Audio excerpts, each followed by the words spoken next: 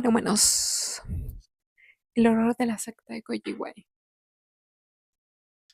Hoy hablaremos de un caso escalofriante ocurrido en Chile en el 2012, donde una secta liderada por un hombre que se hacía llamar Antares de la Luz comentó un crimen brutal en nombre de sus creencias. El móvil de esta secta era salvar el mundo. ¿Qué significa Antares? Antares es la estrella más brillante de la constelación de Escorpio y una de las más grandes y luminosas del cielo nocturno.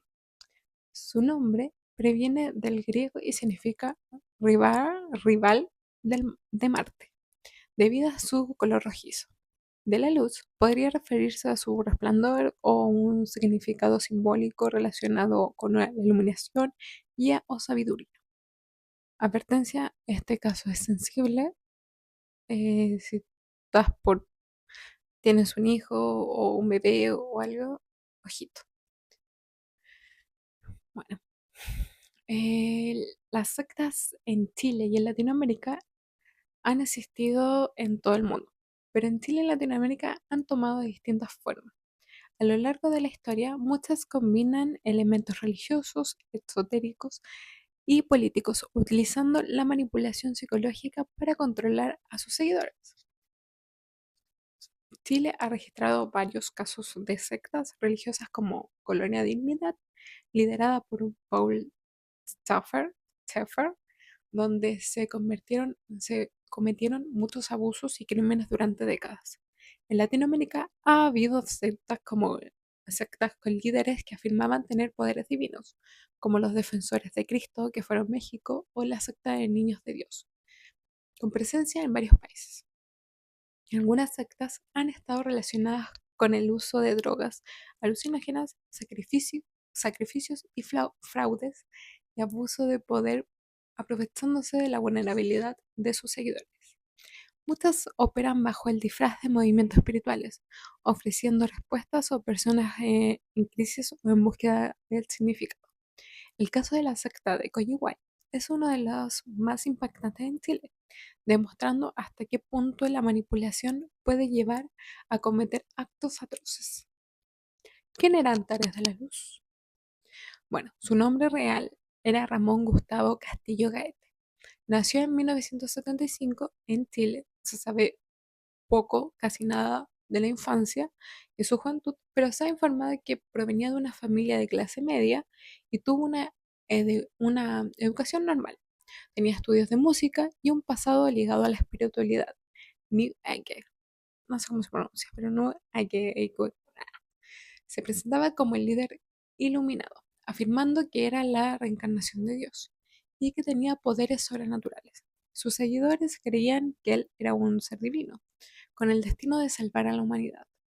En esta secta se formó alrededor del 2005 al 2006, con un grupo de seguidores. Uno de sus principales dogmas, un dogma es una creencia que de principios que acepta como verdadero, no, que acepta todo como verdadero, que no se cuestiona, es común en las religiones, filosofía y ciertos grupos ideológicos, era que el fin del mundo se acercaba y que solo aquellos elegidos podrían salvarse. Mezclaba creencias esotéricas y astrológicas, misticismo y drogas alucinógenas. La secta se estableció en Coyihuay, un sector rural en la región de Valparaíso, Chile. Sus miembros eran personas con estudios universitarios y de familias acomodadas, lo que muestra que cualquiera puede caer en las manipulaciones sectarias. Se realizaban rituales con consumo de ayahuasca y otras sustancias psicotrópicas. Los crímenes cometidos por Antares se autoproclamaban un ser superior, lo que usaba como excusa para abusar de mujeres de la secta. Tenía múltiples parejas dentro del grupo, ojito, pero estas parejas eran obligadas a hacerlo. Afirmaba que sus hijos serían seres de luz. Se cree que las relaciones no eran siempre consensuadas, que las relaciones no siempre eran consensuadas y se utilizaba su poder sobre los miembros para obtener favores de ese índole, aislamiento y control extremo. Los seguidores de la secta fueron obligados a romper lazos con sus familias y vivir en el aislamiento en el bosque de Coyihué, como suele suceder en las sectas. Les prohibían tener contacto con el mundo exterior y les imponía normas estrictas. Muchos fueron manipulados psicológicamente al punto de seguir sus órdenes, sin cuestionarlas. Una de las hermanas de los integrantes del grupo fue a la policía y dijo que iba a poner una denuncia, que la hermana estaba en una secta. Pero la policía quedó como que se hace en este caso, porque se aplica la ley culto. Esto significa la ley culto, la ley número 19.638, sigue vigente en Chile, promulgada en 1999, regula la constitución jurídica de la Iglesia y organizaciones religiosas, garantizando la libertad de culto y la igualdad de todas las confesiones ante la ley. Permite que las entidades religiosas sean personas jurídicas de derechos públicos y prohíbe la discriminación por motivos religiosos. En el 2024 se analizaron avances y desafíos, incluyendo la necesidad de mayor control en el registro de comunidades religiosas.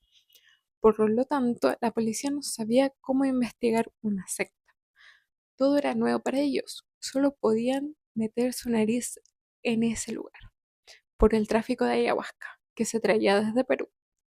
Hasta que todo cambia cuando el crimen más impactante fue el sacrificio del bebé. En noviembre del 2012, una de las integrantes de la secta quedó embarazada de Antares de la Luz, que era Ramón. Castillo convenció al grupo de que el niño era un anticristo y debía ser sacrificado para evitar el fin del mundo. Decían que este crimen era para salvar el mundo, pero antes de pensar en esto, él dijo, tengo que ver qué energía traía, oscura o un ser de luz. Dijo, nacerá en diciembre. Algunos de la secta dijeron, pero eso serían 10 meses de gestación. ¿Cómo sería posible? Y él decía que sí, así será.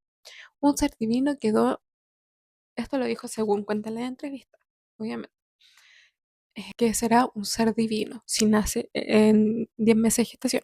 Quedó en ese momento así. Nadie debatió como era de costumbre. El bebé llamado Jesús claramente nacería en noviembre, a los 9 meses de gestación. Natalia, la madre, estuvo con 3 días de parto, en condiciones horribles, en una casa que no tenía las comodidades que ella necesitaba en ese momento para tener ese bebé. El dato importante, cuando Antares se entera que Natalia estaba embarazada, la manda a vivir lejos, con una integrante del grupo. Según él, no podían estar en contacto cerca, porque la oscuridad del bebé lo podía poseer, volviendo al momento, él lo podía poseer, lo podía matar mientras ellos dormían, o quizás qué pasaba por su mente. Volviendo al momento del parto, la chica que estaba con Natalia, Antares le dijo que debía estudiar en caso de que se necesitara una cesárea. Ella le dijo que no, porque no tenía los medios, porque no tenía el conocimiento básico, nada. O sea, no sabía cómo hacerlo. Entonces, y él le dijo, o lo haré yo. Luego estaba Natalia en un estado terrible, cual dijo Antares a Pablo, que la llevara a la clínica. Pablo era otro integrante de esta secta.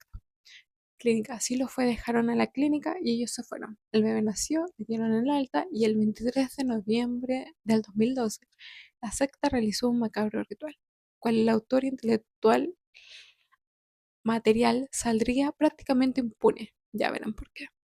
El bebé de apenas 3 días de nacido fue quemado vivo en una hoguera. A Jesús lo ataron a cinta manos y pies, le taparon la boca y la madre, Natalia, se lo entrega a Antares. Todos los integrantes participaron en el sacrificio, indirectamente como directamente. La madre del bebé, Natalia Guerra, estuvo cerca, ya que lo entregó, bueno, según las entrevistas, entregó al bebé y Pablo y otro integrante de la secta, Pablo que era el otro integrante, que era como el segundo de Antares, eh, se la llevó. Se la llevó caminando hacia la camioneta. Tenían noción de lo que pasaría y a la vez no. pero se encontraban desorientados y nadie impidió el crimen. La investigación y las capturas de los miembros fueron en el 2013 tras una denuncia. La policía descubrió el crimen y detuvo a varios miembros de la secta. La secta de Antares de la Luz, que estaba compuesta por un grupo pequeño, pero extremadamente leal a su líder, se estima que tenía entre 8 a 12 miembros activos, aunque pudo haber más seguidores en algún momento, y luego fueron menos. Miembros principales de la secta, entre los seguidores más cercanos de Ramón Castillo Gaete, llamado Antares de la Luz, estaba Natalia Guerra, la madre del bebé sacrificado, Jesús, Pablo Undurraga, uno de los principales seguidores de Antares, Josefina López, Karina Cuña, David Pasten, uno de los integrantes que ayudó en el crimen, Ruth Rosenberg,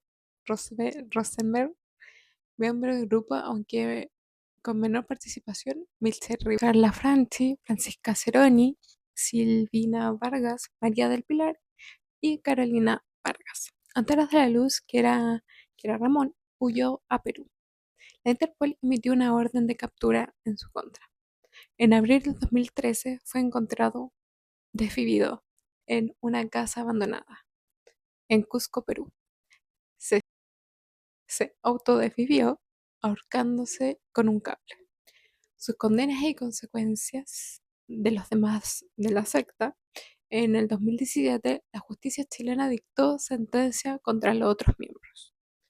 Claramente. Natalia Guerra, la madre, le dieron 5 años de cárcel y a otros miembros le dieron de 3 a 5 años por su participación en el crimen. El caso generó mucho debate sobre la secta y manipulación mental. Algunos de estos participantes de la secta decían que nunca habían sido tan felices, que se sentían parte de algo, que los acogieron, se sentían en ese momento. Eh, bueno, una reflexión final: las mentes son vulnerables. Ellas tuvieron esta secta 4 años, creyendo que era el fin del mundo, y de que de alguna manera se salvarían, creyendo que Antares era un ser divino, pensando en que lo que decía era sagrado, que él tenía razón. Los integrantes de la secta Antares de la Luz justificaron el crimen mediante manipulación psicológica, obediencia ciega al líder y creencias apocalípticas bajo el control mental. Aceptaron sin cuestionar que el bebé era anticristo y su sacrificio salvaría al mundo.